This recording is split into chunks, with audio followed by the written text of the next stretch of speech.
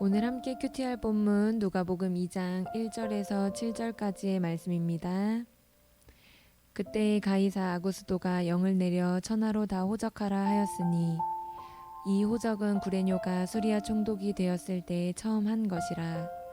모든 사람이 호적하러 각각 고향으로 돌아가매 요셉도 다윗의 집 족속이므로 갈릴리 나사렛 동네에서 유대를 향하여 베들레헴이라 하는 다윗의 동네로 그 약혼한 마리아와 함께 호적하러 올라가니 마리아가 이미 잉태하였더라. 거기 있을 그때 해산할 날이 차서 첫 아들을 낳아 강보로 싸서 그 위에 뉘었으니 이는 여관에 있을 곳이 없음이러라. 아멘. 오늘 본문은 1장을 통해 예언되었던 예수님 메시아가 드디어 탄생하는 순간을 다룹니다. 그 탄생의 시대적인 배경은 로마 황제가 명령한 호적, 즉 인구조사를 시행하고 있는 시기였습니다. 우리 1절 2절 말씀 함께 볼까요? 그때 가이사 아구스도가 영을 내려 천하로 다 호적하라 하였으니 이 호적은 구레뇨가 수리아 총독이 되었을 때에 처음 한 것이라. 로마의 아구스도 황제는 기원전 27년부터 서기 14년 사이에 활동했던 황제입니다. 그는 로마의 통치권이 미치는 모든 로마 제국에 한 가지 명령을 내렸는데 그것은 호적이었습니다. 즉 인구조사를 하라는 명령이었어요. 이 조사의 목적은요, 세금을 징수하기 위한 것이었습니다. 그래서 로마 통치하에 있던 모든 사람들은요, 파피루스로 된 공식 기록부에 자신의 성명, 직업, 재산, 친척 관계까지 기입해야 했습니다. 황제의 명령이었기 때문에 누구도 이 명령을 관가할 수 없었습니다. 우리 3절 말씀입니다. 모든 사람이 호적하러 각각 고향으로 돌아가매. 그래서 이 길에 순종하기 위해서 유대의 모든 사람들은 자신이 태어난 고향으로 이동하기 시작했습니다. 그런데 고향으로 이동하는 일은 쉬운 일이 아니었습니다. 왜냐하면 당시에는 지금처럼 도로가 포장되어 있는 것도 아니고 자동차나 비행기 등의 어떤 교통수단이 있는 것도 아니었기 때문이죠. 그나마 부유한 사람들은 나귀를 타고 다닐 수 있는 최소한의 형편만 갖추고 있었을 뿐입니다. 그런데 사실 로마의 인구조사는요, 출신지가 아니라 현재 내가 살고 있는 거주지를 기준으로 시행되었습니다. 그러니 고향으로 이동할 필요가 없겠죠. 그러나 유대인들은 고향을 중심으로 인구조사를 하는 관습이 있었습니다. 자신들의 관습과 전통에 자부심이 있던 유대인들은 자신들이 머물고 있는 현 거주지를 기점으로 해서 호적을 한 것이 아니라 번거로움에도 불구하고 자신들이 태어난 고향으로 돌아가서 인구조사를 실시하기 시작했습니다. 메시아 예수님을 임신한 요셉과 마리아도 예외일 수 없었겠죠. 우리 4절 말씀 5절 말씀 함께 보겠습니다.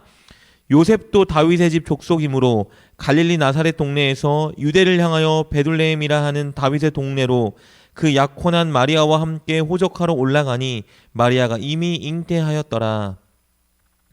요셉과 마리아는 우리가 살펴본 것처럼 갈릴리의 나사렛이란 동네에 머물고 있었습니다. 그러나 요셉의 고향은 그 나사렛에서 엄청 멀리 떨어진 베들레헴이라는 지역이었어요. 그러니 호적하기 위해서는 아주 먼 거리를 이동해야 했습니다. 현재 요셉이 머물고 있는 갈릴리 나사렛부터 베들레헴까지 거리는요, 무려 145km나 되었습니다. 더 지름길도 있지만 그 지름길의 거리조차도 약 113km라고 합니다. 그러니까 엄청난 거리인 거죠. 이 엄청난 거리를 요셉과 마리아는 가난한 형편 때문에 도보로 이동해야 했을 겁니다. 그 근거는 누가복음 2장 24절인데요. 요셉과 마리아가 이후에 예수를 주님께 하나님께 드릴 때에 그들이 드린 제물은 비둘기 2마리였습니다. 당시에 가장 가난한 자들이 드리는 제물 중에 하나였죠. 이렇게 그들은 도보로 먼 거리를 이동해야 했습니다. 그러나 문제는 무엇이냐면 당시에 마리아가 만삭이었다는 겁니다. 만삭의 여인이 적게는 113km, 많게는 145km를 걸어서 올라간다? 이런 분명히 산모와 태아에게 엄청 위험한 일일 수 있었습니다. 그럼에도 불구하고 그들은 먼 길을 가기로 결심한 거예요. 그렇다면 여기서 궁금한 것이 있죠.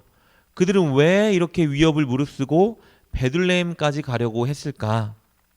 단순히 유대인의 관습을 지키기 위해서 민족적인 자존심 때문에 그런 큰 위험을 감수했을까? 아니요, 그렇지 않습니다.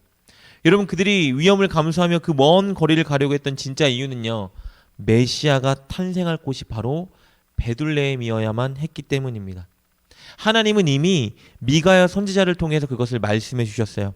미가서 5장 2절 말씀입니다. 베들레헴 에브라다야, 너는 유다 족속 중에 작을지라도 이스라엘을 다스릴 자가 내게서 내게로 나올 것이라. 그의 근본은 상고의 영혼에 있느니라. 하나님은 이미 이 땅에 보내실 메시아는 바로 베들레헴에서 탄생하게 할 거라고 약속하셨습니다. 그래서 하나님은 사실 로마 황제가 인구 조사를 실시하도록 하셨고, 요셉과 마리아가 베들레헴까지 위험을 무릅쓰고 걸어가도록 마음을 허락하셨던 겁니다. 여러분, 이것은 한 가지 정말 중요한 사실을 우리에게 알려주는데요. 당시에 로마가 천하를 다스리고 있었고, 그 로마의 황제가 큰 권세를 가지고 모든 것을 쥐락펴락하는 상황인 것 같아 보였으나, 그러나 보이지 않는 하나님의 손이 모든 것을 다 다스리고 계셨다는 사실을 우리에게 알려줍니다. 하나님이 계획하고 약속하신 것을 이루기 위해서 이 모든 일을 허락하셨던 거예요. 하나님은 온 땅의 주인이고 통치자이고 주권자이십니다. 요셉과 마리아는 구약 말씀과 선지자들의 예언을 소중히 여기던 사람이었죠. 그 말씀에 능통한 자들이었어요. 그렇기 때문에 어쩌면 그들은 이 예언의 내용을 알고 있을 가능성이 커요. 그렇다면 그들이 머물고 있던 갈릴리 나사렛에서 호적을 한 것이 아니라 그들이 만삭의 때에 베들레헴으로 올라갔다라는 것은 하나님의 말씀에 순종하기 위함이었겠죠. 어쨌든 이렇게 마침내 그들이 베들레헴에 도착한 후 얼마 지나 마리아는 드디어 잉태했던 아기 예수님을 출산하게 됩니다. 6절과 7절 말씀입니다. 거기 있을 그때에 해산할 날이 차서 첫 아들을 낳아 강보로 싸서 구유에 뉘었으니 이는 여관에 있을 곳이 없음이러라. 당시의 인구조사 때문에 수많은 유대인들이 베들레헴으로 몰려들었겠죠. 그래서 그 많은 사람들을 접대해 줄 만한 객실들이 남아있지 않았습니다. 요셉과 마리아의 상황도 마찬가지였겠죠. 전승에 의하면요, 마리아는 거처를 정하지 못해서 동굴로 가서 예수님을 낳았다라는 말이 있습니다. 그리고 시간이 지나서 예수님의 탄생을 축하하고 기념하기 위해서 그 동굴 위에다가 교회를 지었다고 해요. 그 교회 이름은 예수탄생교회입니다. 그래서 실제로 오늘날에도 베들레헴을 여행하는 여행자들은 이곳을 관광할 수 있도록 마련해 놓았다고 합니다. 그리고 어떤 학자들은요, 예수님이 한 가정에 있는 여물통에 누이셨다라고 주장합니다. 1세기 이스라엘의 가옥을 보면요, 그 안에 짐승들의 초소를 마련해 놓았어요. 왜냐하면 짐승들은 당시에 굉장히 비싸고 값어치 있는 동물이었고 이것들을 도적과 들짐승으로부터 보호하기 위한 처사였다라고 말을 합니다. 당시 집 구조는요, 1층에 동물이 거할 수 있는 우리가 있었고요. 이 동물 옆에는 인접한 방이 있었는데, 여러분, 이 동물의 우리와 방과는 차별점을 둬야 됐겠죠. 그러니까 구별해 둬야 됐을 거예요. 그렇기 때문에 여기에는 기둥을 세우고 이 기둥에는 큰 창틀 같은 것들을 마련해 두었다고 합니다. 그리고 이 창틀 같은 곳의 난관에 바로 여물통을 놓은 거예요. 거기에 바로 예수님을 모셨다라고 주장하는 자들이 많이 있습니다. 어찌되었건 예수님을 이렇게 초라한 곳에 모신 이유는 바로 예수님의 사명과 사역을 드러내기 위함입니다. 그것은 하나님이자 온 천하의 왕이시지만 우리를 구원하기 위해서 가장 낮은 자의 모습으로 이 땅에 오셨고, 그리고 소외되고 연약하고 희망 없는 자들에게 소망의 빛 그리고 생명과 구원을 주기 위한 하나님의 그 놀라운 사역과 사랑을 드러내기 위해서 예수님이 이곳에 탄생했다는 것이죠. 오늘 우리가 이렇게 살펴본 본문은 우리에게 세 가지 교훈을 줍니다. 첫째, 온 땅의 주인, 주권자, 통치자는 하나님이십니다. 눈에 보이지 않지만 하나님은 모든 것을 주관하고 통치하고 계시며 그분의 뜻을 이루고 계십니다. 둘째, 우리는 하나님의 뜻이 이루어지도록 우리의 인생을 하나님께 드려야 합니다. 손해가 오고 위험이 따른다 하여도 우리는 말씀에 기꺼이 순종하는 삶을 살아야 할 것입니다. 그리고 마지막 셋째, 예수님은 온 천하의 왕이시지만 가장 낮은 자의 모습으로 이 땅에 오셨습니다. 우리도 그 모습을 본받아 늘 겸손히 섬기며 희생하는 낮은 자리를 지켜야 할 것입니다. 여러분, 오늘 말씀을 통해 무엇을 느끼셨나요? 오늘 말씀을 통해 여러분이 하나님의 마음과 뜻을 붙드시길 축복합니다.